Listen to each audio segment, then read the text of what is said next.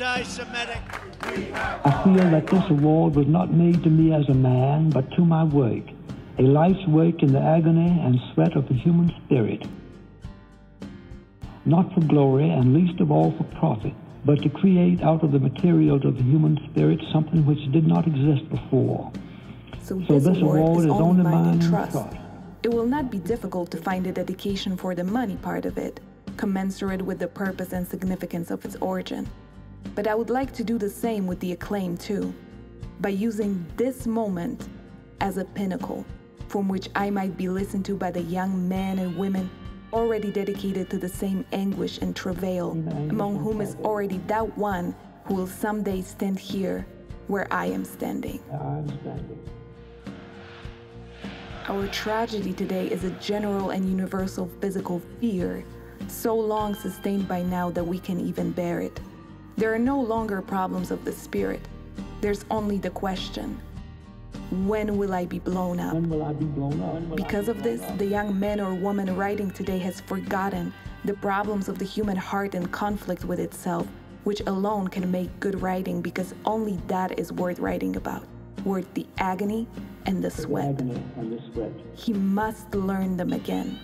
He must teach himself that the basis of all things is to be afraid, and teach himself that forget it forever, leaving no room in his workshop for anything but the old verities and truths of the heart, the old universal truths lacking which any story is ephemeral and doomed. Love and honor and pity and pride and compassion and sacrifice. Until he does so, he labors under a curse. He writes not of love, but of lust, of defeats in which nobody loses anything of value, of victories without hope and, worst of all, without pity or compassion. He grieves grief on no universal bones, leaving no scars. He writes not of the heart, but of the glands. Until he relearns these things, he will write as though he stood among and watched the end of man. I decline to accept the end of man. It is easy enough to say that man is immortal simply because he will endure that when the last ding-dong of doom has clanged and faded from the last worthless rock hanging tideless in the last red and dying evening, that even then there will still be one more sound, that of his puny, inexhaustible voice, still talking. I refuse to accept this. I believe that man will not merely endure, he will prevail.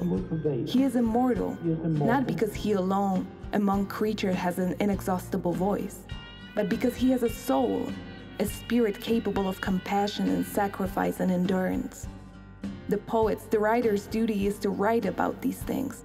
It is his privilege to help man endure by lifting his heart, by reminding him of the courage and honor and hope and pride and compassion and pity and sacrifice, which have been the glory of his past. The poet's voice need not merely to be the record of man. It can be one of the props, the pillars, to help him endure and prevail.